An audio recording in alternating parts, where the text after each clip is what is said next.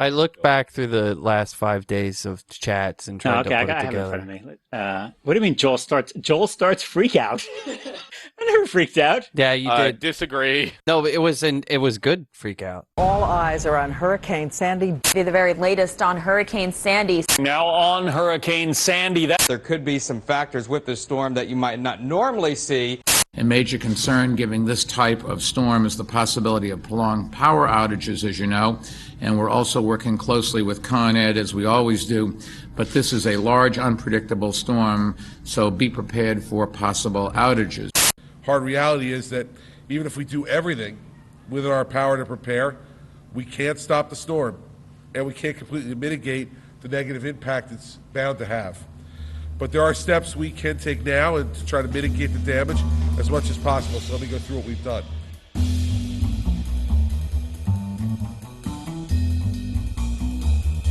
Hey everyone, it's Stack Exchange podcast number 36, special podcast. A lot of guests here today. We had sort of an interesting week with Hurricane Sandy.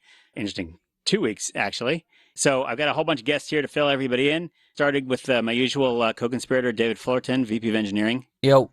From the Stack Exchange side, we have Jeff Doggus. Jeff, you there? I am here. And Nick Craver. Hello. In Oregon, and I'm going to go with North Carolina.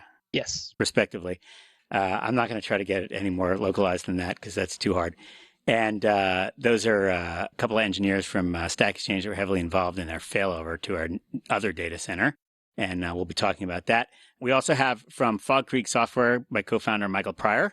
Hello. Who is also the CFO of Stack Exchange, kind of involved in both companies, and was on site as our data center was washed away the whole week. We have here Mendy Berkowitz. Hello. Mendy is the lead system administrator for Fog Creek Software and has been working continuously, trying to keep us on the air. We've got Babak Garmanpour over here. Hi, Joel. Who is a long time Fog Creek employee and also was sort of actively involved in everything. And he's here because there's something you need to know about Babak, which is that he actually generates stories faster than he can tell them.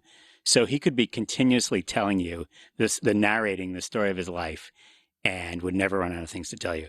So we thought that would be useful because we got a lot of stuff to tell you. Also, producer Alex. Hello. That's producer Alex. And with us from Squarespace is Anthony Castellina, who is the CEO and co-founder of Squarespace and was... Founder, actually. No. Sole founder. Not co-founder. Crazy. I'm so used to saying co-founder. Yeah, it's always co-founder. It's so much more common. CEO and founder of Squarespace, who is actually the first person on the scene in the Pier 1 data center. The best way, I think, to tell this story is going to be chronological. So from now on, we're going strictly chronological. We'll tell you the whole story.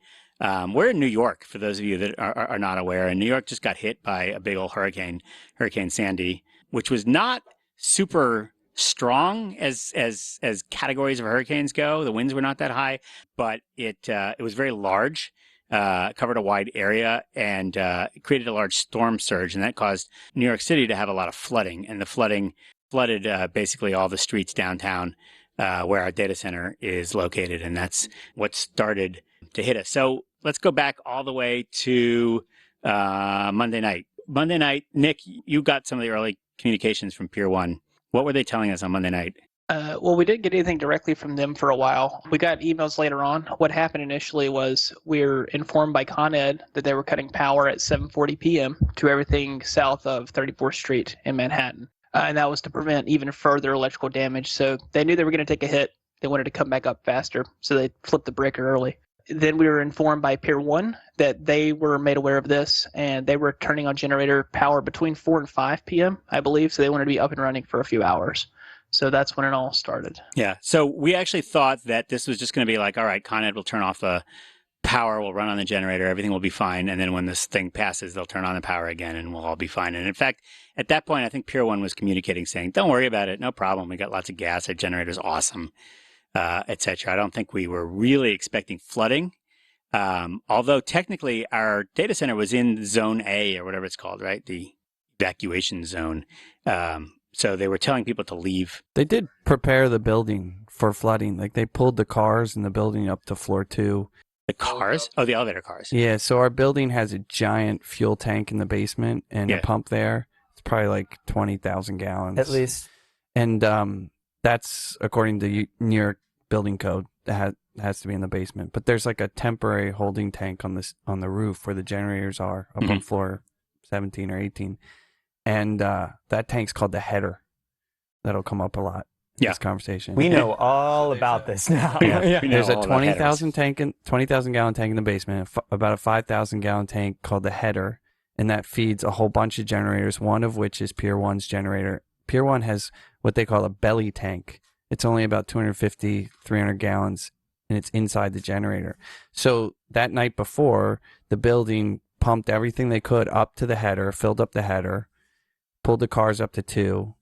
I mean, if you look down the street, you could see when I first got there, like other buildings, like 55 Broad, they had put these big sandbags in front of the doors and stuff. So that's the neighboring. Our building is at 75 Broad, and 55 is the next one. So they had thought it was going to flood. They weren't. They knew that there was a flood going on. Yeah. Did any of that work? Did you hear if 55 Broad has power right now, and they're the building next door. Yeah. So it did something. So the thing that got us was that, Michael, was that even though we had the big tank downstairs, the basement flooded, and so it was just useless. Right. Okay, so not yet. Monday night, we basically thought, okay, all is safe and sound. But luckily, Stack Exchange had some failover plans in place, right? Yeah, we were just talking about this a couple weeks ago in sort of in this very podcast. Unbelievable planning, or just our timing is perfect. Timing. We had just finished the Saturday before we'd done our second test of failing over all the rest of the services to our secondary data center in Oregon. So Saturday we did that.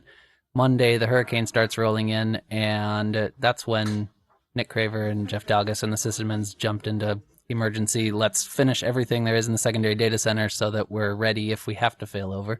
They worked on that furiously all day. There were a few last things to finish up, and then, well, Nick Craver can tell it, but basically once the building went to generator, we made the decision to fail over to Oregon. Around 8 p.m. that night after we went on generator power for a while. I was in chat, Kyle was in chat, and we got the team leads for everybody on. We got, David, the careers team, and some of our guys, and we collectively made the call. Well, we have this failover. What's the point if you're not going to use it? Plus, someone says you have generator fuel for 3 days. You assume 4 hours if you're going to do something like that.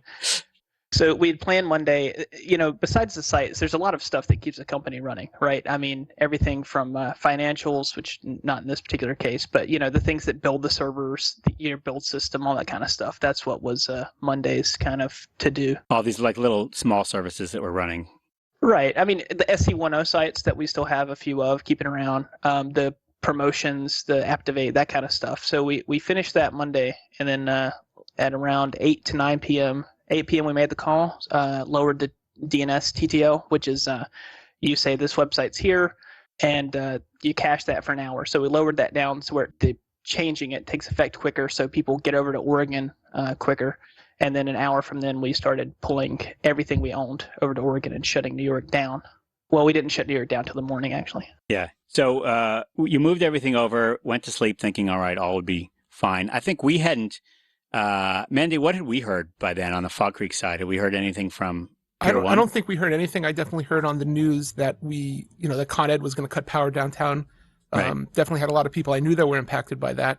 Part of the problem is that I lost power in my house at about 5:45 on Monday night, and I didn't have any communication until about 11 o'clock Tuesday. That's right. You were cut off for a long period of time. The cell towers went out sometime around midnight. One thing which I forgot to tell people right before this happened is that your number one priority if you lose communication with your team is to reestablish communication with your team. That was one of the rare pieces of trivia that I learned in the Israeli army that actually came to be useful, is that no matter what your mission is, if you lose communication with your team, the ability to communicate with your team, your new mission becomes reestablish communication with your team. Story from Israel. Take a shot. There you go. Army story. And so I think at Fog Creek we were pretty much blindsided. I don't think Pier 1 had really said that there was anything likely to go wrong. And they said, we called them right before the storm hit. Yeah. And they said, we have loads of fuel. We're totally. And then quote, like days. Like days, man. Days. Were you guys in their facility in 2003? Nah, wait a minute. There was no, I guess so. What happened in 2003? They had that claim to fame of staying online during that New York blackout, right? They weren't in New York. They weren't in New York? No, that was in Toronto. Who said that building must have stayed online then? Something.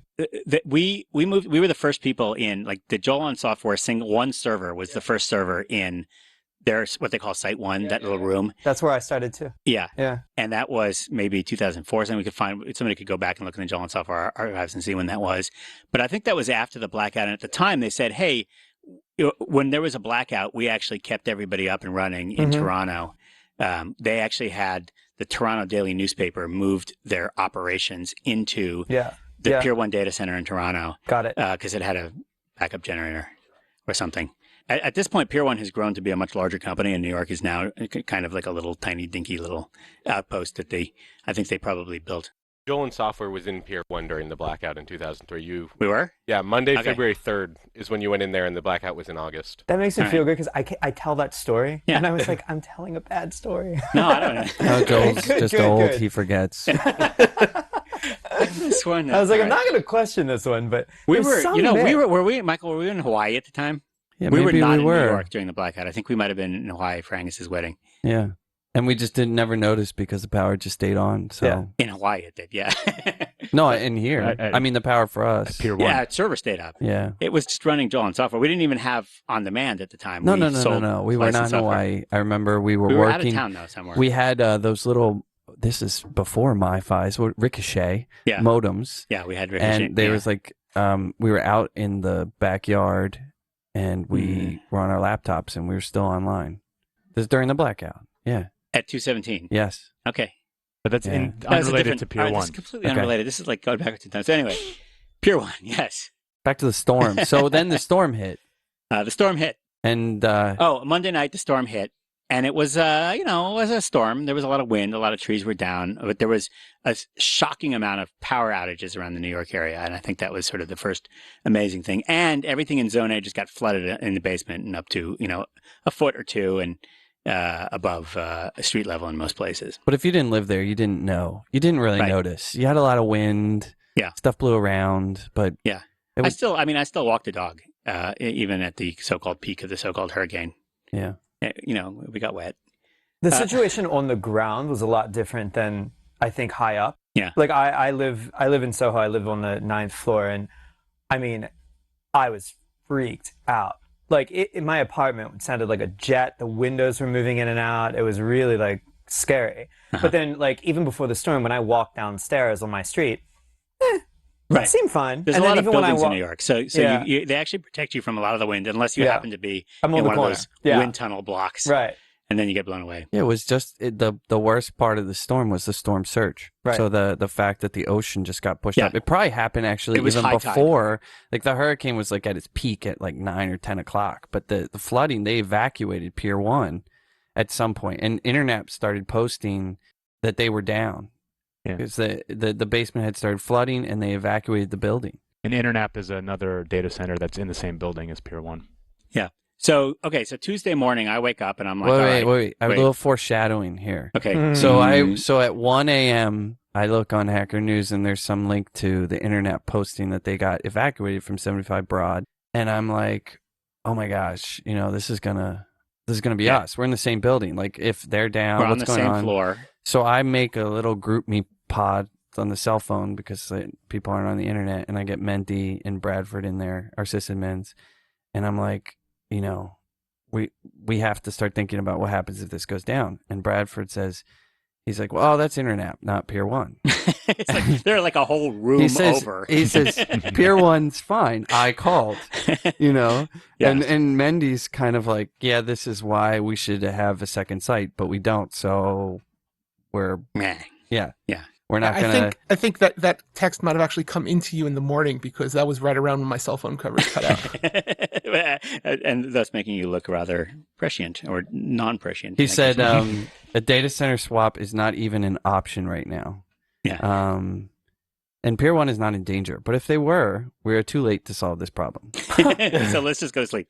We go to sleep Monday night. Tuesday morning, I'm getting ready for work, and Nick Craver calls me up. Nick, what did you hear that made you call me? Well, I was on a hangout with Kyle and Brent. When you have SQL servers like we have, if you turn them off in the other location, so we were up and running in Oregon, then if you turn the New York ones off, some stuff kind of backs up. And we were saying, do we have enough space, and how long can we leave the New York ones off before we have to make some decisions? Mm-hmm.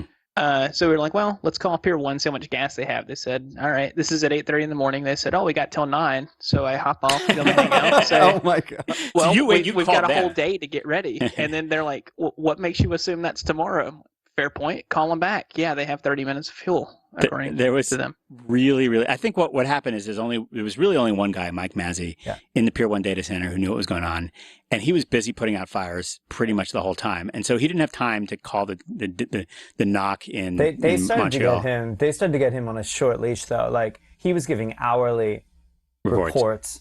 I mean, just to preface this last week thing is probably the worst thing that's ever happened to me, which is like lucky in some ways, and also like it was just. Dude, you're totally lucky. Are you Yeah, I know. kidding? The worst things can happen to you, right? But I mean, in terms of like just getting pushed to the edge and then getting it like yanked from your hands, like I mean, like we were within 2 hours of going down multiple times. But Yeah. I mean, that morning to keep us kind of chronological, I don't know how the text message got through to me or how this single email was in my box, because I could definitely not call out from my cell or really access the internet at 9 a.m. But I had one email from a systems guy, our head of systems on our team, a guy named Gilbert, and it said to me essentially, we're going to run out of fuel in the middle of the day.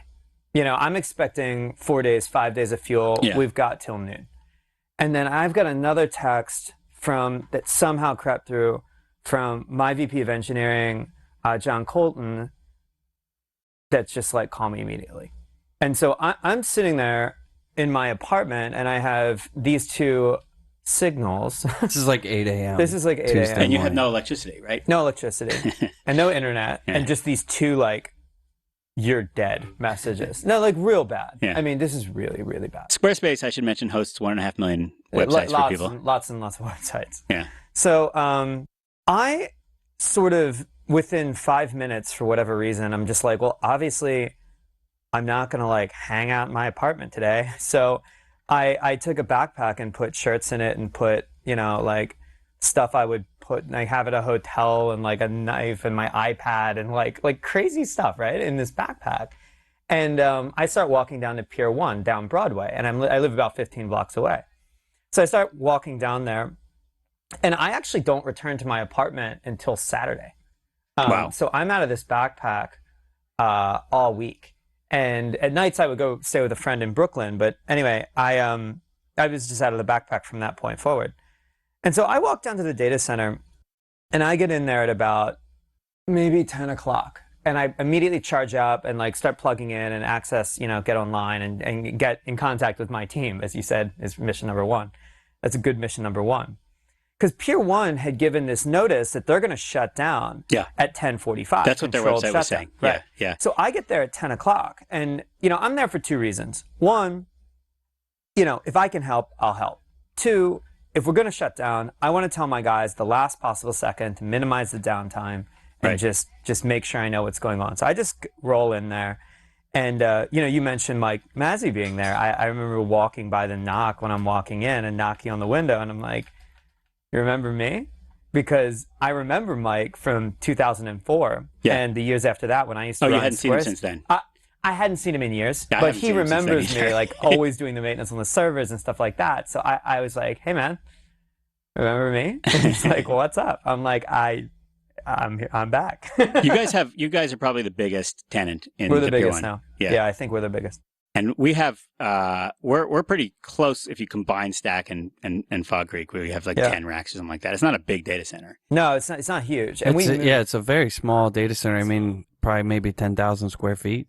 Yeah, and I mean, we keep growing in there, right? I mean, we grew in there from when I had a 4U server in 2004, and we just kept eating up space. Anyway, so I get there at the Network Operations Center, and I sit down, and I'm just like, you know, plugged in, and I tell my team, I'm like, look, I'm here. I'll tell you when they're out of fuel. Like, don't worry about what they're posting. I actually can see. Yeah. That's kind of a recurring theme, actually, is we had absolutely no way of knowing. Yeah. You just when had they to were be going to there. shut off. Yeah. And we have actually a worse problem on the Fog Creek side, which is that we had to do controlled shutdowns. Yep. So we started doing actually, Michael. Well, you were this was you basically when you woke up in the morning. Yeah. You started the freak So out. I get the call from Nick. Yeah. And I immediately start trying to find people. Right. What time is this?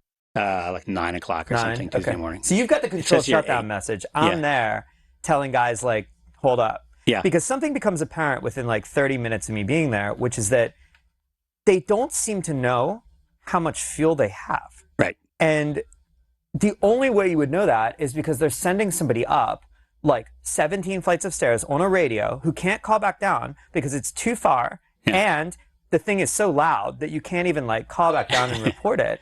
And it's being refueled from the header. Or Right. something. I think that was the issue. So they could look at their generator and look at the belly tank in that generator, and they knew that it was okay, but they had no idea how much fuel was in the header. So they were like, and Mike's doing this probably. It's just him and one other guy. Yeah, it's and so one they're other guy. running, and it takes, I mean, it's tiring to run up 17 stories. God. It's Not not 17 possible. flights, right? It's like Right. 17 stories. Yeah. Right. And then back down. Yeah. And, to do that. I can't and even do that. There is an alarm that's supposed to go off Yeah. when the belly tank gets to a quarter full. Yeah. But a lot of the stuff we just realized later. I don't think Yeah. We they didn't had, know. they might not have had a lot. When's the last time Pier 1 ran this generator? Well, like, it's also not theirs, right? It was there before they moved in because Mike is saying, I don't know the specs on how big the tank is. I think it's X because we consume a certain amount of, gallons per hour, like 30 or 40 or something like that.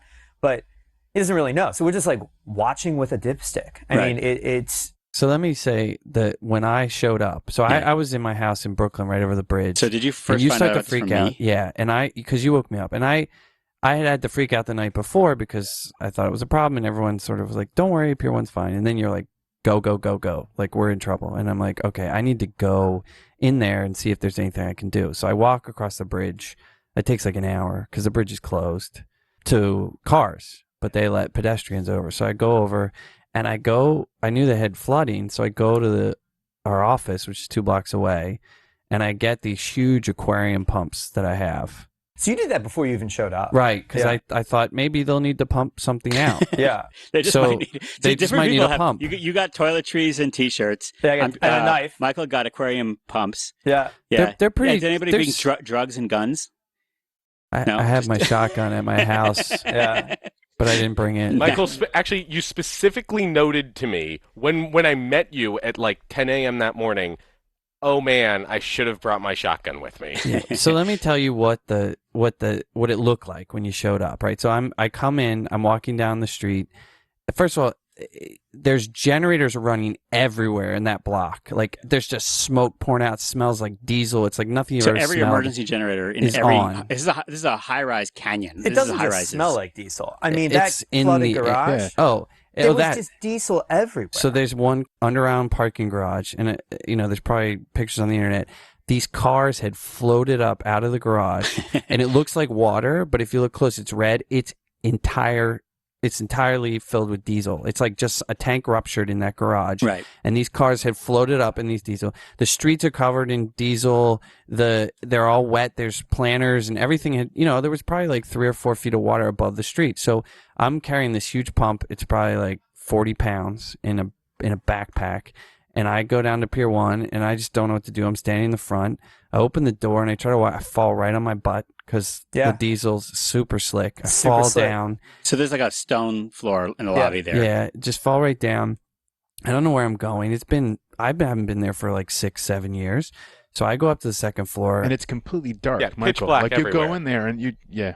I mean, it was like a disaster war zone. There's no one there, right? Just Mike. No one's there. I go in and see Anthony. I don't know who he is. I thought he worked for Pier 1. We've never met. Yeah. So I'm just sort of hanging around like, hey, if I can help, let me know. I got the pumps, da-da-da. And they start talking about, this low fuel. What were you thinking about the pumps? That you would pump some fuel, or that you would pump the water No, at out that of the point, basement or something? water. I'm just thinking water, right? Meanwhile, and to like give you an idea, It's chicken soup. I like don't know how what you would hilarious have that pumped. notion is. There was 30 feet of water in the basements between the two sub basements. at 30 least. down.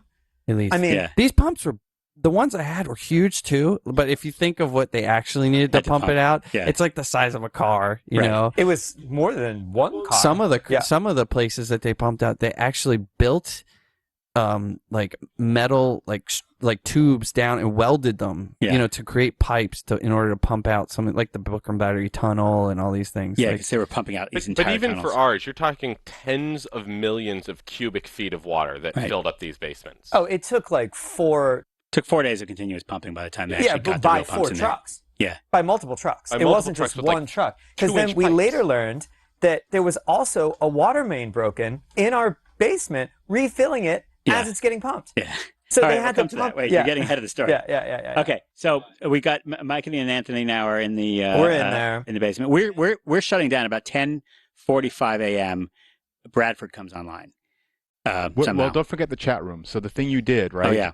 Was establish a point of communication. You got us all. You sent an email to all at Fall Creek. Right. And you said, click this link, come to this chat room. We all need to be communicating. Good thing our mail servers are hosted by Google and not ourselves. Yes. And also, unfortunately, our chat chat server was hosted at our office, which has now had no power, so that was down. Right. So we used Stack Overflow's chat. Right. And we all got in there, and Michael was able to give us updates. I mean, this is basically what's been happening since this all started, was we're all in the chat, and we're sitting at home. A lot of us at Fall Creek, a number of us are in Brooklyn. We still had power. So, and Joel, you're uptown. You had power. Right. And so we're chatting, and Michael's got occasional service on his phone, or maybe he's on the guest Wi-Fi at Pier 1, and he's reporting to us, and we're there just sort of observing what's happening. Right. But we did have one real sysadmin who was awake and connected. Yeah. We employ 3, but we had one who actually had some internet connectivity, and that was Bradford. And Bradford, at about 10 a.m., said, listen, we have to do a controlled shutdown. We don't even know quite how long that takes. But you just can't turn off a SQL server. You just can't have power go out to a SQL server because you have data loss. Yeah. And Pier 1 was saying, we're going to go out of fuel in an hour. So this is where actually our stories diverge a little bit. Yeah. Because I'm sitting there and I send the message at 10:45. Don't shut down until I say. Right, I'll because tell you the last second. We were getting that message from the NOC. Yeah. Okay, and you're sitting next to there. Mike Mazzy in the data center. Yep. So the NOC is in probably Canada somewhere. It's in Montreal, I think. Yeah. And it's getting an hour delay because they're checking with him every hour. Yeah. And they don't speak English so good. What's that? I guess they don't speak English so well there or something because they were really, really poor at, at that's getting the messages problem through. was, and because it was just Mike, he had been up all these hours and he was evacuated. Then he came back. He's staying up. So over the next day or two, like that communication between Mike and the NOC got worse and worse. Yeah. Eventually, it got awesome again, but in the beginning. Made difficult by the fact that there was no power. We were doing what we were doing to keep the generator going. Anyhow, the story will. So chronologically, the next thing we realize, I think, after we know that it's kind of magically being refueled from this header and that we have maybe 3 or 4 hours left, is it's not something we realize, but like Mike sort of has the idea, right? He's like, well, if we can get the fuel up to the generator, it'll stay online, right? Right. So we're starting to talk about actually a little hazy to me. Basically, you're sitting there and there's nothing you can do, right? No. We're not going to pump out the basement. No. We're not going to. So the only thing that we possibly could do at this point, other than shut the data center down when it goes down, is get fuel to the generator. Yeah. So the first effort, where did the first 3 barrels come from? Do you remember?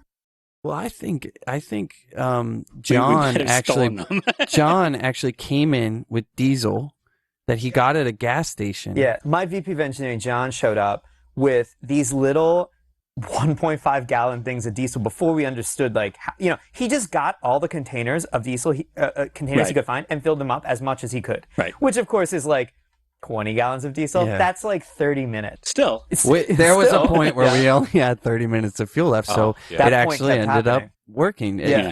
But that just delayed it. And so I came back to the office. I got aquarium buckets. I had lots of buckets, and I was like, let's get these buckets. We got a vodka bottle and some hosing to make a funnel to pump fuel Just out to pour, into pour. to pour the fuel out. Here's one of my favorite stories about this. So when I'm leaving my apartment, right, I don't know about you guys. Like sometimes like you kind of accumulate this like odd sort of survival stuff that you never go back to, like It's not odd, knives. man. Yeah, it's Now like, you know. It's like guy stuff. You gotta like, get your like a MREs knife and like the crazy flashlights. And so when I'm leaving, I'm like packing this bag. I pack like a knife that's been in my drawer for like ever, right? And we use that knife to cut the bottom of the vodka barrel. Remember that? I was like sitting there. I had a vodka bottle that I used to. It's some aquarium thing where you put vodka in the aquarium. So I brought that with the buckets, and they get a vacuum hose. Thankfully, he got the glass cheap bottle? plastic bottle vodka. Yeah. Okay, it's not relevant, but basically we just had parts around, and we're like, okay, let's make a funnel. We'll get the gas up there. Then there were tankers showing up on the streets at this point. They couldn't drop off fuel, and because they were ready to give people fuel for anyone. Yeah, I don't know. Well, nobody knows. No one. It wasn't really clear. They Like were like all the this stuff stock started just exchange showing up. Yeah. But we're Stack Exchange. Yeah. Well, Right it makes here, sense. right here. I think the buildings and people have contracts, right? The diesel trucks were coming, but because the basement was flooded, right, there was no way to offload the fuel. Yeah, there was a surplus of trucks out there with diesel and no way to deliver it to anyone because we didn't have barrels or whatever. The first move to move diesel up the stairs, do you remember this? There were these 3 barrels, and do you remember the crews? Like the first thing they did is they had 3 barrels. We hadn't figured out the buckets at this point, and we had no way of hooking up your pumps. Do you remember this? They just put them on a dolly and lifted it up. This was nuts. So they had 3 huge barrels. This is a 55-gallon 55-gallon things. They filled them up halfway. And these groups of, I don't even know who they were, like so 5 200 pounds or 6 guys are pushing these up the stairs. 17. I mean, it takes over an hour. 17 stories. And they're just stopping every 3 seconds because it's so grueling. And we don't even know who these guys are. I don't know who these guys are. Yeah, we don't even know how it appeared. But later we ended up getting diesel because we bought it. Like we got out our credit card. The VP engineering John from Squarespace, he just starts knocking on truck drivers' doors. And he's like, hey, he got his wife at the same time to start looking for 55-gallon drums in Brooklyn for us, calling all these places. Where can we get 55-gallon drums? They go out, they get them back. We get 6 drums. One of our sysadmin guys, Brian, drives in. He somehow on Craigslist found 55-gallon barrel drums of oil from some guy in like Midtown who's like using it to smuggle perfume from Mexico. I have no idea. This is a really cheap perfume. I'm serious. And he buys the barrels. They're like $25 each and brings them on site. And so the first attempt is these guys pushing fuel up the stairs. And that gets us like a couple hours, I think. And at the same time, it's around 6 o'clock now. I go to Home Depot with Gilbert to try and find connectors for your pumps, right? Because you've got the pumps and we've got hose, but we can't hook the 1.5-inch openings into the hoses. Like it's just right. Remember, I left. We still had now. So at this point, if you fill up a 55-gallon drum with diesel, and you don't have a pump, it's not really easy to get the diesel out of the barrel. You can't get it It's out. a little hole at the top. I don't even know how they were doing that. Maybe buckets and just get Popeye to So lift at it Home up. Depot, we're sitting there for 30 minutes. It's like the worst Home Depot on earth on like the Calb Avenue or something. It's just horrible. They have nothing. I don't even know how it qualifies as a Home Depot. There's like a standards test. This one's failing it. It's a Home Depot. So all the pumps are gone. Yeah. All the pumps are gone, right? And we somehow find this like little garden pump thing that takes 2 normal-sized hoses, convince the guy to unscrew it. It takes him like 10 minutes to unscrew this thing, and we buy it. We're just buying anything. We bought the demo model. Yeah, we bought the basically, demo model. which is bolted into the Home Depot display. By an amazing number of bolts. How did you get to Brooklyn now? You're in Brooklyn now? No, I I'm wasn't. in Brooklyn. Okay. I'm in Brooklyn with Gilbert. You're at the Home Depot. He has You a drove car. in. He drove Okay. in. So we drove out there and back. There was actually the surprising thing is that all while this was going on, the streets were not very crowded. It was pretty easy to get around if you had a car. Yeah, we didn't hit any traffic. So we get back. We've got this shitty little pump thing. We have barrels now. We have diesel in the barrels. And Mike is like, if we can carry it up, we might be okay, right? At one point during that day, Joel, I was relaying this back, and we're just saying this isn't sustainable. We can't keep doing this. It's working, but we don't know because we don't know how much fuel the generator is using. Right. We don't know if it takes us 30 minutes to get 20 gallons up the stairs. It might, the generator might have just burned 30 gallons, right? Like we may not be able to keep up. Yeah. So we don't know. And you said if they're carrying up little buckets of fuel, they must think they can stay up, or they would have given up already. Yeah, I don't know who they was. But it was us. It was Pier 1. It was. But at some point, we're getting delivered this message that our generator burns 30 to 40 gallons an hour. And this is so. Pier 1 is the tenant on the second floor of 75 Broad. 75 Broad, the building doesn't really have a presence right now. We're just doing this. They're not really paying attention to us. There's no one else in the building. Yeah. You know, their major focus at this point was to pump out the basement. So they were hiring crews. Yeah. That's all they cared about. They weren't watching us. No, and we were just going. So after we got more barrels on the street, and after it became clear that, okay, if it's burning 30 to 40 gallons an hour, that's annoying but doable if you have enough people, right? So I sent an email. People are like mailing on Corp All and stuff like that at Squarespace, and they're like, hey, if we can help, let us know. And then it rolls around, and Mike's been kind of like, no, we don't need any help. We've got this. And I think he sensed like, no, we don't have this. Yeah. Like, we do not have this at all. And so I sent an email to Corp All, and I tell people, guys, this is what it sounds like. If you want to come here and carry diesel fuel up 17 flights of stairs, Squarespace will stay online. I'm being serious. And all I can promise you is that you won't forget this. That's my email. And 25 people show up. Completely amazing.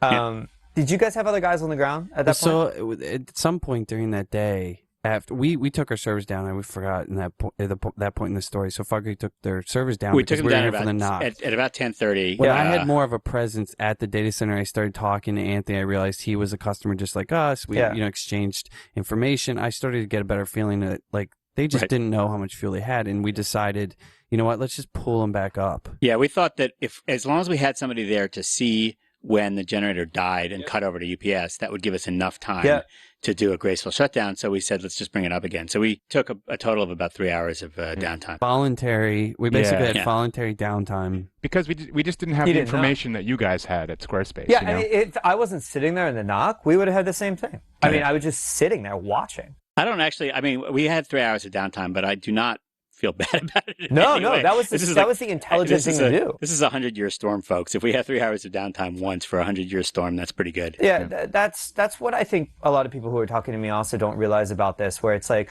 oh, well, what, the building wasn't prepared? No, the building's totally prepared. I mean, kind of, but like, not for this. I mean, not to have your reserves. I mean, what? Who prepares for a 100-year storm? Well, also it was a double failure, right? There was a failure of Con Ed power to the building, and then there was the double failure of the flooding in the basement that took out the pumps. And they still had a failures. tank on the roof that got us through most, for a bunch of hours. Yeah. So they still had a backup. I mean, they had the 20,000 gallon tank in the basement, 5,000 gallons on the roof. So Internap had gone down because they just evacuated.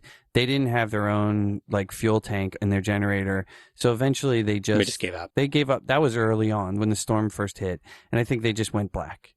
And at that night, he was just telling the story about how that first night that he sent out that email to Squarespace. They all showed up and just started carrying fuel buckets like in earnest, and it really started working. Like it was just we were just hauling the buckets up the stairs. Yep. Everyone had a job. I was wiping down the stairs, me too. wiping the drops off, trying to keep it cool so that the building didn't get mad or that we didn't slip, that it wasn't super dangerous. And people are like solving things in different ways. All of a sudden, like I don't know when we had like a better pump situation. That was the thing I got from Home Depot. Okay, so you had a pump that would go from the 55-gallon drum into the buckets. This little thing. Into Michael's fish buckets. And then we got another pump up on the roof that would pump from a staging bucket into the generator. Mm-hmm. And that's like 11 p.m., midnight that first night. Right around then, actually, a roll-up generator for internet pulled up on the street, and they started working on that. Yeah, and they plugged in, and they ended up switching plans over to that. Yeah. Just by the way, to paint people a picture of what this looks like on like the 17th or 18th floor, the building fuel headers on the 18th floor, our generators outside through this corridor on the 17th floor. This is an unfinished basement, pitch black, like huge, massive things running that you normally need ear protection to even be near. Right. I mean, this is a nightmare. Like I just Oh learned yeah, this we story had to today. pass the fuel out a window. Out a window. And then climb up these the generators like on those these rickety- stilts, yeah. probably like 15 feet off the roof. Yeah. To climb up this rickety ladder up there, and then open this door where you have to put earplugs in to even open it and pour the fuel down this pipe. Yeah, and then first night strategy. Now the concern becomes, all right, all these guys aren't going to stay here all night. Yeah. So what do we do? So we took a couple reserve barrels up to the roof because we'd have to split the barrels between the street and the roof because the street would receive from fuel trucks and then the roof would be like our backup. And we just put as much fuel as we could up there because people were going to go to sleep. That's actually when I came in. I because we were following Michael in the chat room. Yeah. It was becoming. We heard the story of the Bucket Brigade, which was not only amazing and remarkable, it was kind of inspiring. And it was getting late. This was maybe like, I don't know when I got in touch with you, Michael. It was Tuesday. It was later in the night. And I was like, okay. Michael was like, all right, we just filled it up. We carried fuel up. Yep. Did this Bucket Brigade thing, and we topped it off. It's at the top, and we're actually filling reserves. So that's what we knew at Fall Creek. And so I got in touch with Michael. I just texted him, and I said, can I come? Can I relieve you? And it took maybe an hour. And I have a little Vespa scooter, so I can just get around town. I knew I could get there. And Michael, after an hour or so, got in touch with me and said, yeah, come. Bring towels. Yeah, just come. He gave me a bunch of instructions, and I came, and that was when, Anthony, your crew was at this point now they'd filled the tank, and now they were filling up the reserve tank. So That's right. I jumped into that after Michael had explained who Mike Mazzy was and all these people. Mike Mazzy had probably been up for 48 hours at this point. At least. So he started to get a little crazy. Yeah. Like the shining kind, not like he's running around with his head cut off, just like it was happening to everyone. It started happening to him first, though, because he was the first. I must have come in right when he had done something, because Michael pulls me aside and says, he introduces me to Mike, and he pulls me aside and says, this guy's in charge, but, sort of pay attention and be cautious because he's at the end of his rope. He's tired, and he's amazing. He's a fucking hero. Yeah. He is a fucking hero. Without Mike, none of this. I mean, everyone pitched in, but like Mike's the guy who was like, we can do this, we can go for it, and let this happen. And absolutely, I mean, that's the key. Like he really, days later, he was walking around. He was, after his, the corporate at Pier 1 had come to talk to him, and they'd probably talked about the risks they were taking, the various things he was doing, and he would walk out and he'd be like, I don't care. I made those decisions, talking about letting the Bucket Brigade happen. So we're at Tuesday night now. Yeah, Tuesday night. We're still Tuesday Wednesday night. Were you there Wednesday morning? Yeah, so okay, they filled up the tank, Yeah. and I went home and went to bed for 3 hours. Right. And I come back at like 3 a.m. Yep. And I get in, and Mike This is scary. took a needed nap. So he goes, takes a nap, and sort of no one, there was no central command, right? So if there was any, it was Mike, and he was taking a nap. There were other Pier 1 helpers that had gone home, and I don't know who was awake at this time. I don't know who was there. But I said to myself, oh, maybe I'll just, since I'm just showing up and it's 3 a.m., I just walked back across the bridge and came back. I was like, oh, I'll go up to the roof and I'll check the tank. So I go up, and the tank's like at a quarter full. Right. This is the belly tank on the generator. Yeah, and there's like no one around. Yeah. And so I'm just like, we have to do this. Like, we just need to do this. And we got a couple guys. I think Jude was there. I don't know if you were there. I wasn't there. We started at that point, somebody gave me the message, and I just woke everybody up and said, go downtown. Just go downtown. Yeah. We had done that the night before is we told everybody we don't know what the hell is going on, but we thought that there was a strong possibility we would have to yank all our servers out of the data center. We had that discussion too. Yeah. So we were thinking of getting everybody from Fog Creek, every car we could get. We had, I think, 65 servers. And on Tuesday already, I think, right, Mendy, we were already talking to DataPipe. I think DataPipe actually happened on Wednesday. Tuesday, we were talking to Internet. Oh, that's right, because the first idea... In the building? No, well, so... Move into the other floor? The first idea is I was thinking, where do we get some data center space? Yeah. And Stack Exchange is planning to move up to 110 8th, where the Google building is. And there's an Internet data center there, and we had already rented it. Yeah. So we had a room with power and internet, and I thought, we can actually move in there without signing any contract impact, that might be our best backup plan. And we worked on that for a little bit and found all kinds of reasons why that wasn't. Yeah, we had idea. a similar thing too. We were going to go to New York Internet, which was up, and we had the conversation. We actually had the conversation with them before any of this happened. And we just called them New up, York and they're Internet like, was just down the street. Yeah, and they had room. Yeah, they had room. And they were like, yeah, if you need to carry it in, carry it in. So chronologically, we're leaving something out here, so I want to interrupt for a while, which is at this point, you guys are in the real world carrying buckets of gas around. Virtually, we were just trying to get as many people from Fog Creek as we could online. And we got almost everybody, but we couldn't get Mendy for a while because he was cut off. There was no power where he was in Long Island. Eventually, he found us. And the other system is Sven, who was the person that knew all about Trello deployment. So Sven lives downtown, and nobody's been in any communication with him. We assume he's just sitting in his apartment shivering or something, or just enjoying the quietude of no electricity or power. And I'm trying to find somebody who can even find his apartment. We couldn't find his address anywhere. Nobody had his address. I was in miscommunication with Alex. Alex lives downtown. Alex was like turning his phone on every hour to check for messages because he wanted to conserve battery. So I finally leave him a message saying, you have to find Sven.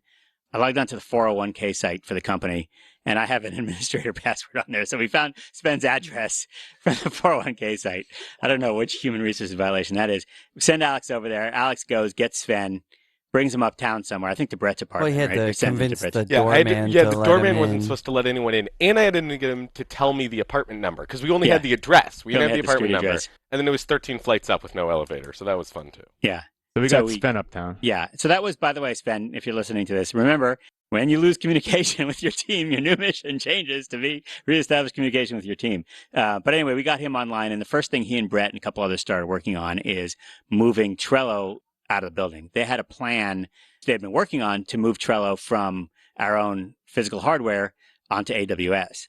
And that cutover was planned to happen sometime after Thanksgiving. We thought maybe there's about a month of work left on that.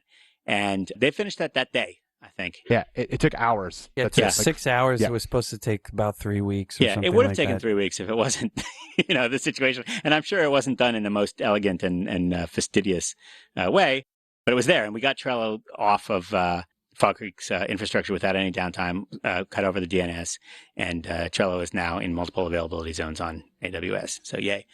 So that was all Tuesday. It was just luck, right? I had last year we have a huge fish tank at Fog Creek Software. It's probably 400 gallon saltwater tank. And last year the building had to shut off the power, planned outage because they were doing maintenance work. Yeah. And I said, you can't shut off the power. If you shut off the power, the fish tank's going to die. And they're like, tough. So I had to come up with a solution. I got a bunch of car batteries. I got an inverter. I got a small bubbler pump.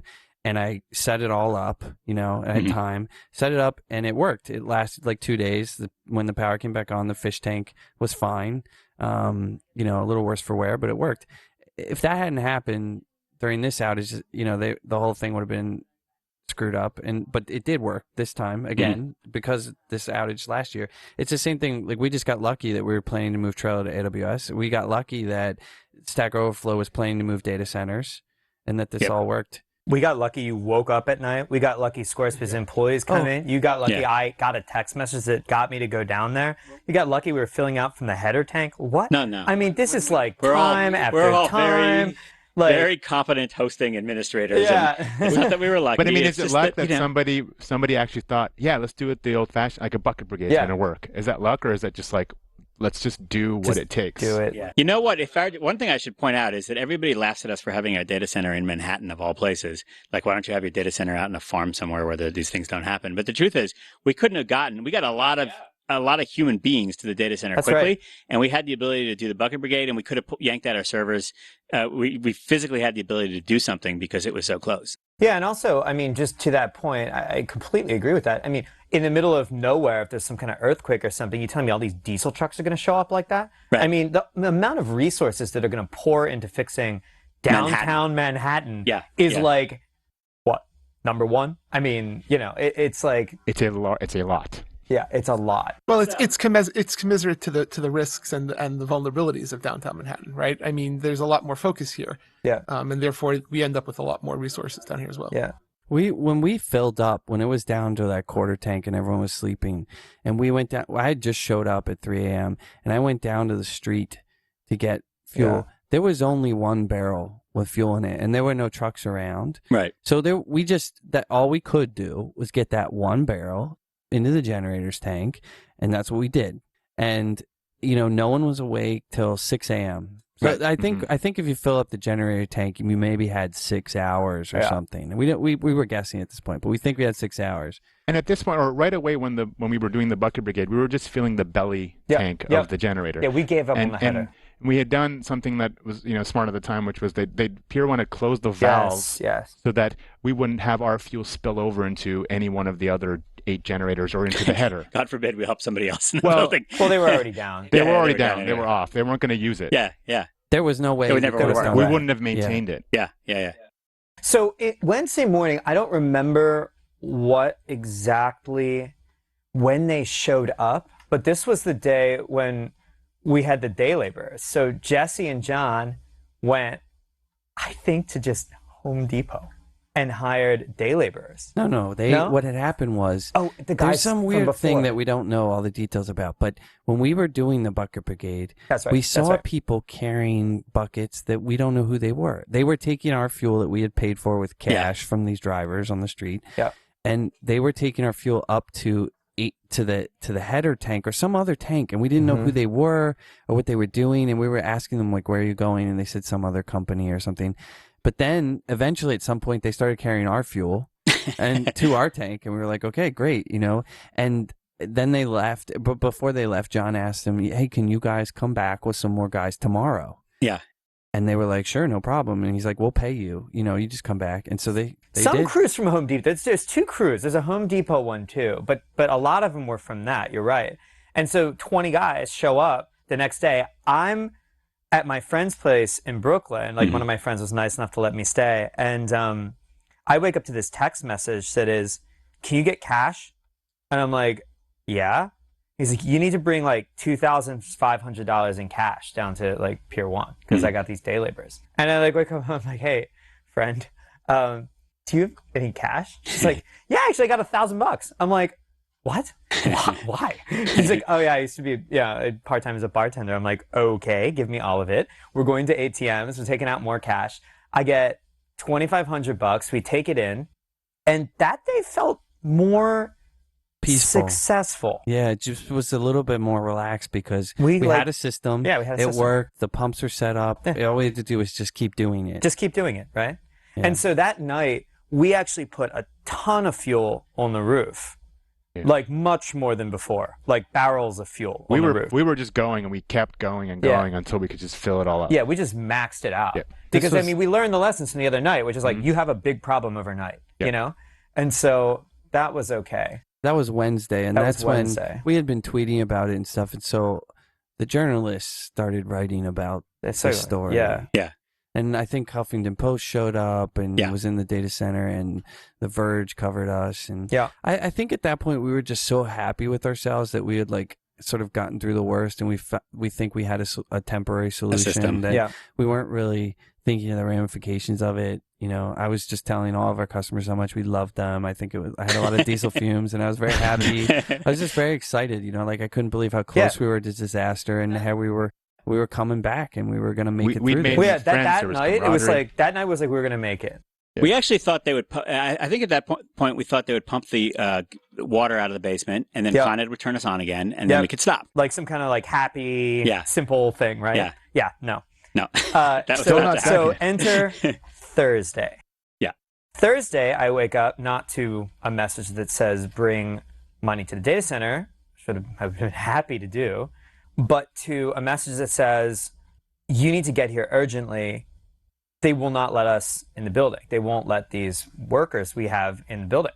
Right. And so they have the bridge stuff in effect at this point, and I'm in Brooklyn. So I wake up, go out, get a car, pick up a stranger, go over the bridge, head to the data center, you get needed there. 3 people to get over the bridges at this point in your car. You couldn't go over you by couldn't yourself. just go over.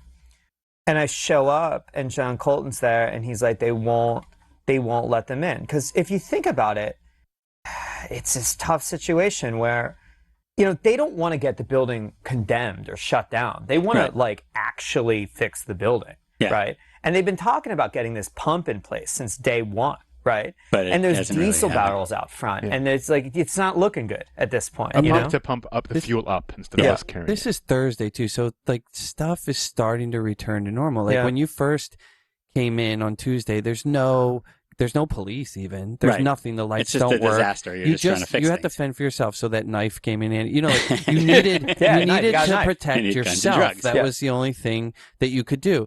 Now the building's starting to, things are starting to calm down a little bit. They're trying to get control. Yeah. They have a goal, which is different than our goal. Our goal is to not go out at all. Right. Their goal, if we had to go out in order to get the building back online, No. they would do it. Yeah, in a absolutely. heartbeat. In a heartbeat. They're like, stay out of the way. You go down for 3 hours, then the whole building can come Yeah. back up. So they're focused on getting the building up. We're focused on just uninterrupted Yeah. supply. And to put that in perspective too, they're trying to get control.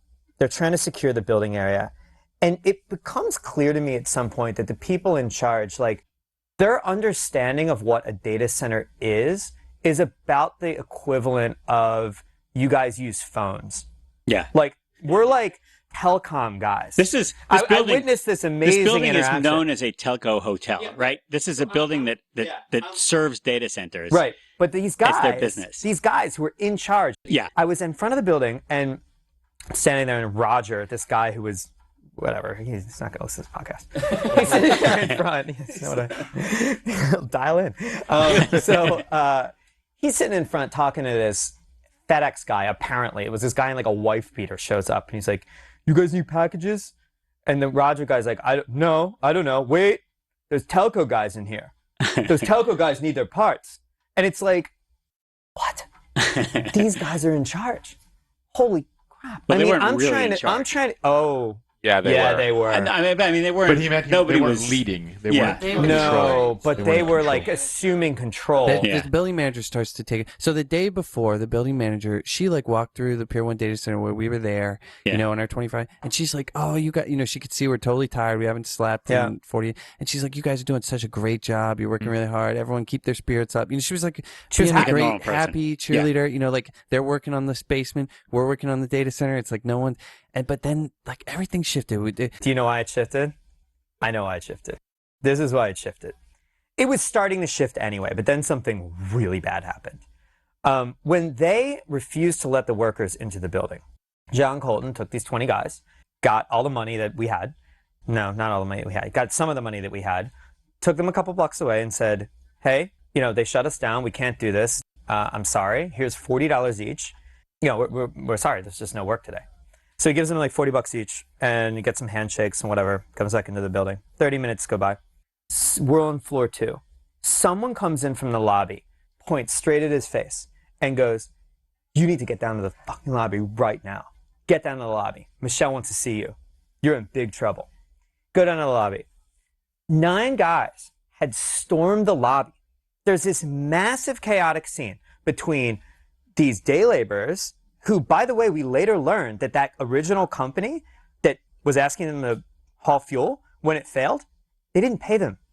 So now they're holding us accountable for that same stuff. I don't know what that company's name was. So some other company hired these laborers in the first this place, is where never they came paid from. them. Right, and never paid And it. And they're now pissed they're off, and like, they come into the lobby they're and like, start that's screaming. like you. And they come in, they storm it. There's guys trying to clean up the building. Michelle's screaming. Everyone's screaming. John Colton becomes the guy that did all this. Yeah. He's the responsible guy. So she's like, he takes them down the street. He comes back in. We don't know what any of this is happening. He comes back in. He's like, guys, give me all the money you all have. And we just are in this mode where like we just hand people money if they ask for it. So I mean, like, I just give him all, you give him all his money. We had 6 people standing around pulling 20s Yeah, out of every we just gave pocket. him all our money. Like, there's just no question. All the Fog Creekers, Here's all all the money. Squarespace people, we were just Like, in a here's huddle. Max money. And he didn't even like really tell us why. We knew why. He's like, I need $360 to pay these guys off who has cash. Yeah, but we don't know how bad this is. This escalates. He goes outside, gives him all the money, and he's like, look, you have all of my money. I got all of the money from upstairs. I have no more money. It's this one guy like leading the charge, like screaming at him, no, I want a whole day. I want this. I want that. And he's like, no electricity, Dad. Like, I can't go to the, I can't do Go this. to the ATM. Yeah, there's no ATM to go to. And finally, the guy's threatening to storm the building again. It's just making stuff really, really bad. So these things that like feel sustainable when you're shell shocked, they're not sustainable. This is crazy. Yeah, we created this monster it's ourselves. a monster. And it was so it wasn't wrong for the building to No, to they're sit. not wrong. No, I think they were right at this point because it got out of control. It got out of control. And but they didn't bother paying attention to who, why it was getting out of control or who was responsible. But at that moment, we were not only was John like, first of all, he was shaken. He was shaken, but he was still strong. He was shaken. He came upstairs, explained it to us, took the money, knowing he had to go back down there. Oh yeah. He does this whole thing. He comes back up and says, "I'm banned from the building. I'm not leaving. I'm staying with you guys," because we were all there going, okay, we got no bucket brigade. There's no pumping the fuel up. It's just who's left in the building and our barrels outside. If we can get those fuels into buckets, we're going to keep going. That was our vibe. Somehow Mike gets Michelle to let us... Michelle is the building manager. Yeah, who's now not happy. By the way, this is the point where we're also sitting in there, and we've been told that Michelle has called the cops and asked them to come and remove us. So we're sitting in the data center ready to barricade ourselves. Sort of fake rumors, too. We come up with a plan. We ask the sysadmins, and we're like, in the chat room, we have to leave... Which which one machine should we take with us? Because if they force us out of the building and we only have time, and we had the door ajar, ready to run into the cabinet to grab one machine, yank it, and then leave the building. And that's a server that we have that stages backups before they go up to the cloud. So we do have backups in the cloud, but this would be just yanking out the machine. We just sat still for we just tried to keep quiet and not heads down, don't be in the way. And it's just Mike come, and it just felt like it all fell apart, And we have a couple hours left. This is around noon. We've got till 2 or 3. Mike, I don't know how he gets this okayed, but the word comes that using only the people we have in the room right now, we're allowed to carry buckets. And there's 11 of us, right? So that's every other stair, and it's very tricky. So we throw John Colton in the front.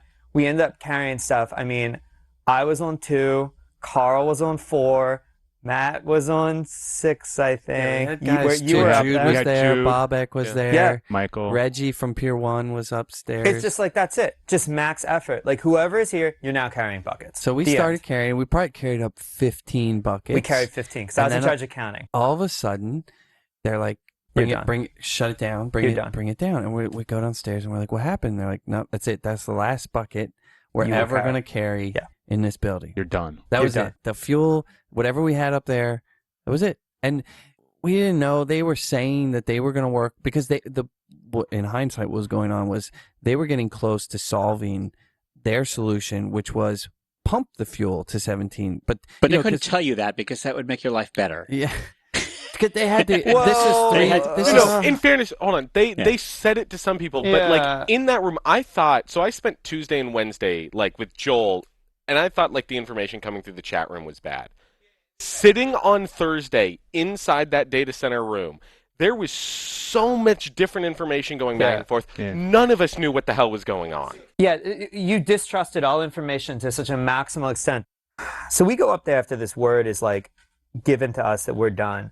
And Mike is given that sort of we did all we could kind of speech. And I tell our PR person to draft the we did all we could email, which we have. And this guy comes in and he, Mike walks out. He's just despondent. He's so down in spirits because it was over, right? We were going to go down in a couple of hours. We couldn't keep doing it. And he comes back in and he's slightly hopeful, he's okay. And he's we might be pumping fuel in 15 minutes. This is weird because I knew that, actually. Yeah. I don't know why. Yeah. But I was not despondent at that moment. You weren't despondent? Because I had the info. So we were in, this is a perfect segue, because we were in, I said that to you, and you're like, I don't believe anything else I see it. Because we're in that mode of yeah, right. Now I remember this, right. I remember saying to somebody, show me the pump. That was me, remember? Yeah. Because I'd seen the pump. You had seen the pump. Yeah. So I went and I took a video of the pump. Because I'm I need to bring photographic proof. Anthony, you turn around to me and you're like, because we're half ecstatic, half despondent. We had just gone through this high of making it and then not making it. And you're like, I need to see this pump. And I'm like, I'm going to take you. I'll take you. Yeah. And you take me to the other stairwell. The other stair, this crazy place. Where a pump was being constructed. And we kind of got hints of that. They would like pick up tubes and like random they took, stuff from the us. building came and took all the hose, all the parts, that, all the parts. the fuel. We had gotten fuel hose. Somehow Pier 1 had gotten fuel hose to build their own pumping system, but we didn't have a pump. We just had the fuel hose. And so the building came and took that.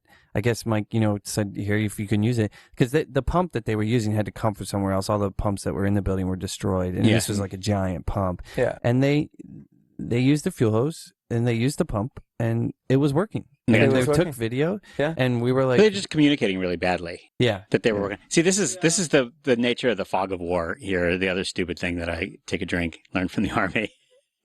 Which is that when you're in a crisis situation, there's no good information. There's a lot of rumors because you desperately need good information. And the rumors spread very quickly because people just invent things in their head that make sense. And they're like, I wonder if it's, and then they say something and all of a sudden that's the established known fact. And so you have about 5% correct information, 95% wrong information at any given time. Add in no sleep. Yeah. You can't hear things. War. You can't communicate. Stress. Cell phones aren't working and nobody's in the right place. Yeah. We had a chat room that was helping a lot. But essentially, the way that the military deals with the fog of war is just sort of mass communication. Everybody repeats everything to each other all the time.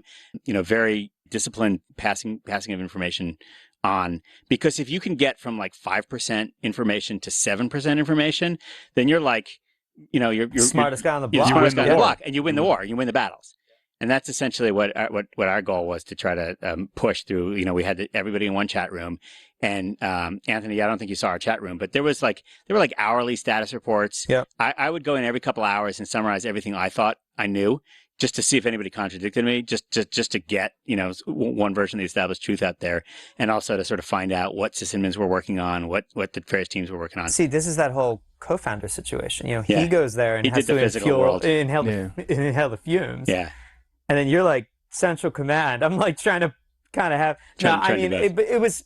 The problem is all my guys were on site. It was me, John Cole, and Jesse. And we you were must all have on had. site. You didn't have like sysadmins and stuff off site ready to do stuff. Or, we did, but they were sort of like kind of showing up to help. So they were in like hotels and stuff. Like it wasn't. Well, we luckily had 3 sysadmins at this point. We had all 3 of them off site. We had the whole company, and they were just like, "How can we help?" Yep. We had a group of people on site go through and label every single server so that we could yank them out if we had to, and put them back together quickly. And then we just basically had 2 or 3 other emergency contingency plans, and I didn't have anything to do with everybody else in the company. So every single person just started working on one of the emergency contingency plans. Smart. One of the contingency plans was rebuild this data center on AWS. Yep. One of the contingency plans was just give people a way they can download their own backups and run their own fog bugs on their own server or on their own AWS instance. And we just we didn't have anything better to do. I mean, we literally, I had some extra people, and they are literally they started designing the T-shirt for the party we're going to have tomorrow night, I hope. We have the party. So let's get for through people to this. do, we're not through this. I agree with Anthony. Yeah, yes, I want to we canceled we have like a company drinks first Tuesday every month, and we canceled it tonight because we're like, look. Yeah, well, we're not out of the woods yet. We all pretty much woods. agreed that we have to get 2 power sources. And the second one is now on site. Yeah. And they have more than enough fuel. Right. And so the end of the chronology is when we saw the pump. And then Blake was going up and down, and he's like, the building finally installed. The building finally gets a pump installed. It goes up to the roof. They turn it on, and they fill up the header, which is 5,000 gallons. I mean, there's a lot of room in there. Yeah. And then we're okay. And then we're okay. Actually, for a while, but we're still dependent on this one crazy They filled generator. the header, and then Michael Pryor, we were getting ready to leave, and he just happens to remember. Wait a minute, we shut the valves from the header. Between Do the header they know? and the generator. Now, it wasn't it's like somebody else would, it wasn't like there was one generator guy. It was like somebody was there at night and solved this problem. You basically, you would show up and you would see pumps and parts, and you'd be like trying to think of how was the group that was here before doing this? Because there was not a clean handoff every time. And Scott, who changed that valve, was passed out. He had been up for 36 hours. He was gone. He was gone.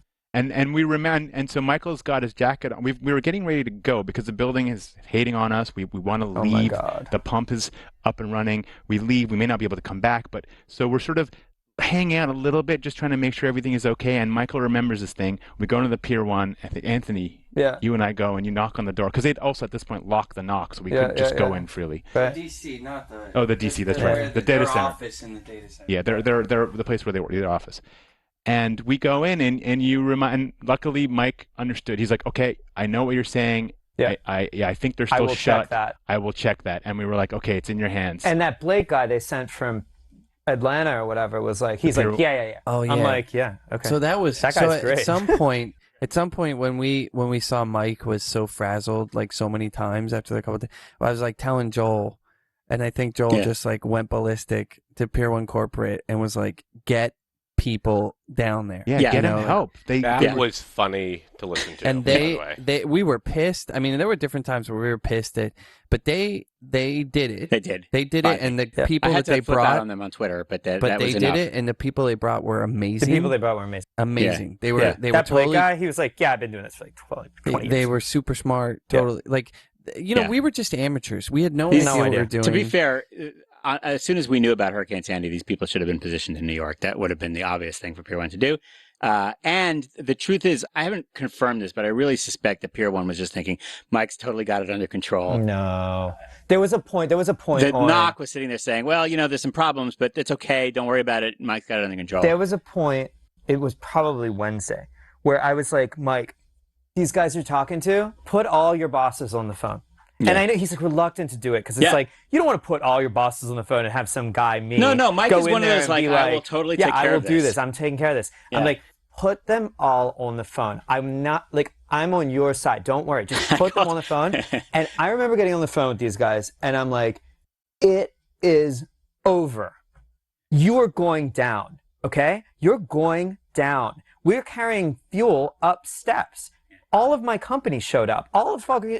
We're carrying fuel up steps. Once the building doesn't want to do this, your data center is gone. And I'm just screaming at them. And I think between us, it must have gotten through. I sat there talking to some nice vice president in Vancouver at Pier 1.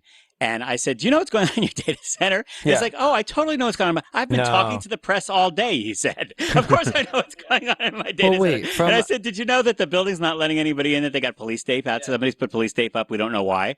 He's like, it's like, do you know that you got like 4 hours of gas left? You're done, is what I kept saying. Well, I think if you think about it from corporate's perspective, though, I don't blame them.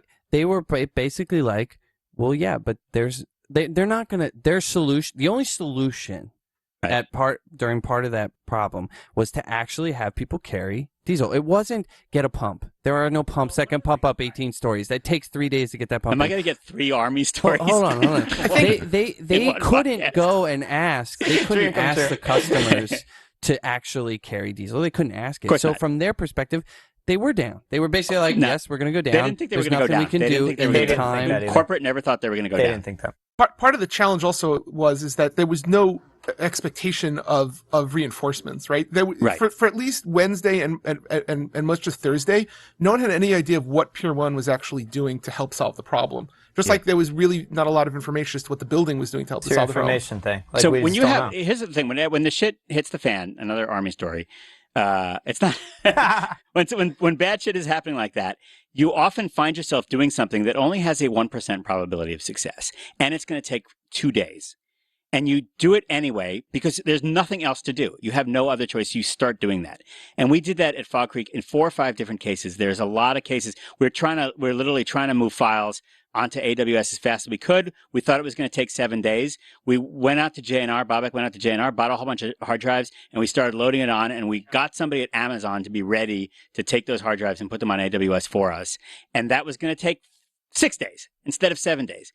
And it was like a 1% chance that would have saved us, but we did it anyway because you have to do everything that you can. Because when you eliminate all the impossible things, you're stuck with carrying the fuel up 17 flights of stairs because that's the only thing that's left. Hey, you're in Home Depot. Just give me anything that pumps anything. So the second, if you're sitting there in Vancouver and you're watching or wherever Pier 1 headquarters are, and your data center is having trouble, and you say, I can't get anybody in there, then you tell somebody to get in Toronto to get in a car and start driving, and it's 14 hours drive, but that's better than nothing. And in 14 hours, the person will arrive in 10 hours, Bobak says. He's from Toronto. You immediately just start working on parallel tracks, and you have everybody trying every little 1% probability thing. Yep. And sometimes it just takes way longer than you thought it could, but you eventually get it. I mean, it took us probably 6 hours to get Sven to where we could use him, but then, he solved 1 million problems for us. And that involved like sleuthing to figure out his address. Yeah, sending people there. And it's like at some point, what else are you going to do except just try to find? At some point, at some point in this crisis, I am looking up the administrator password for our 401k system, so that I can try to get a system administrator online. I want to mention this before it gets too later. But I don't think we've clearly highlighted Stack Exchange's role here. I mean, they were with Fall Creek side by side the whole time. There was no in the chat room. Not only was the chat room set up by Stack Exchange people, but they were in there and available for advice, help, even emotional help. But then they were physically there on the ground as well in the data center, helping us. We have these shifts now that we're not out of the woods yet because we have 24-hour. People have people 24/7 at the data center. Squarespace always has one person there, and Fall Creek always has a person. But on our list of people who are allowed to go in when we made it, we put some Stack Exchange people, and they're there, right? They take the shifts just like the Fall Creek people.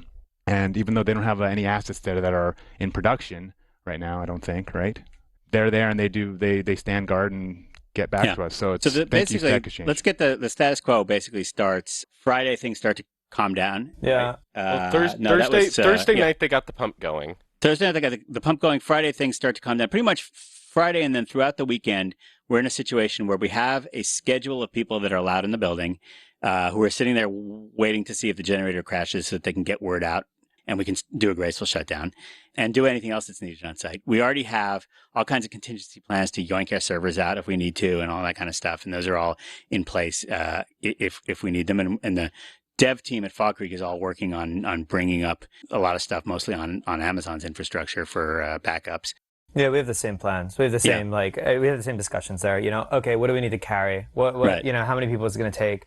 Do you have New York Internet set up? Okay, it's 2 blocks away. Do you have the IPs ready? And what would it take? And then, it's a shame. We're just like, people really, caught us. What's that? People really, really want to help, right? Everybody who's even close to you. I mean, we had on Friday night at midnight, one of our programmers was having trouble writing a script to restore some backups. And I just randomly asked Redgate for help. This is Redgate SQL Backup.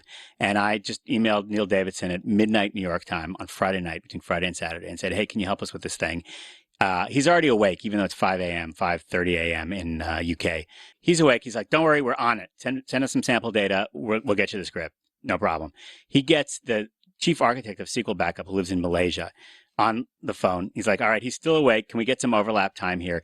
While our developers are actually asleep, Redgate solves our SQL Backup problem, has something ready for us in the morning. In the morning, meanwhile, I start getting people from Amazon the next morning lined up to import our data into AWS from hard disks, if necessary, onto Elastic storage. So, which is apparently impossible, right? They don't let people. Well, no, they do. They have a system, but it's complicated and slow. And when we got the fast express version of it, but everybody wants to help. Everybody inside the company wants to help, and they're just dying to be given things that they can work on. I mean, we had a bunch of people already write every single customer communication that we might have to send out in every single circumstance. So somebody who's already written the email that we're going to send the customers if the data center goes down for a short period of time, and the email that we'll send customers if it's out for the duration.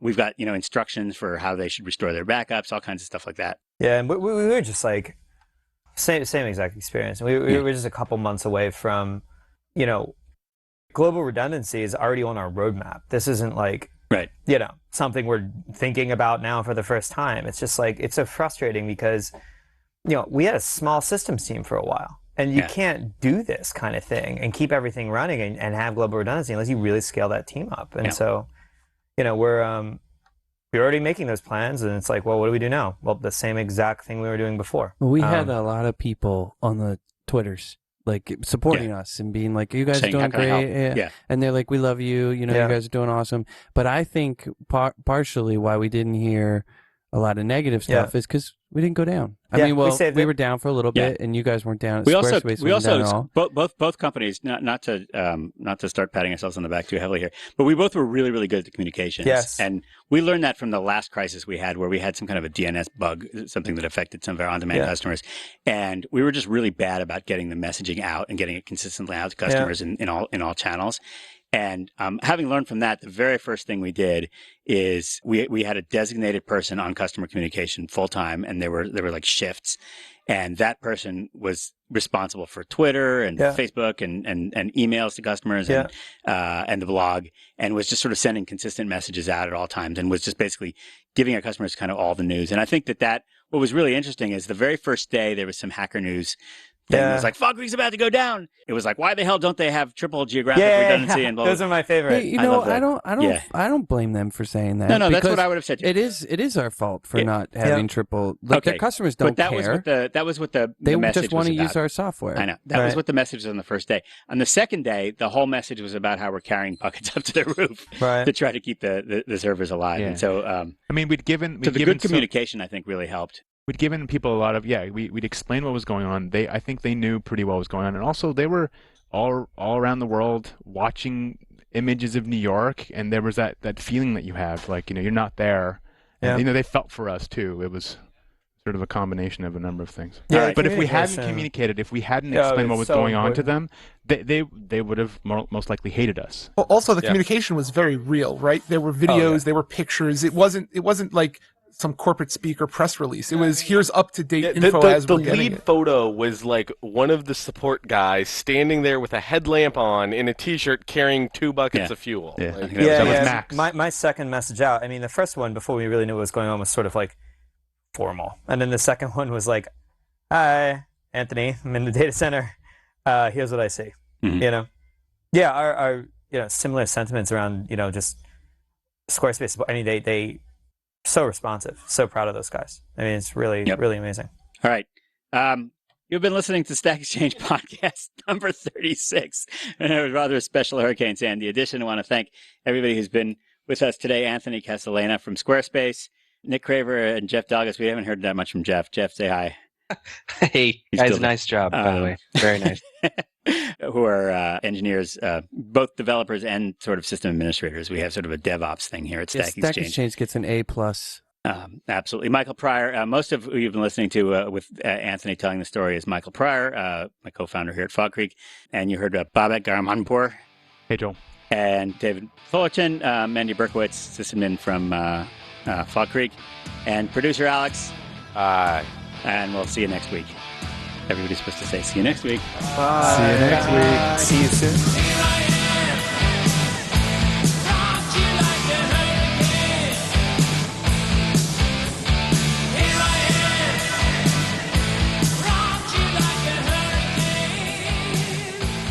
Who's winning the election? Right now, there's 28 votes have reported from New Hampshire and 14 votes for Romney, 28 for Obama. So Obama is winning 28 to 14 votes in New Hampshire. It's a landslide.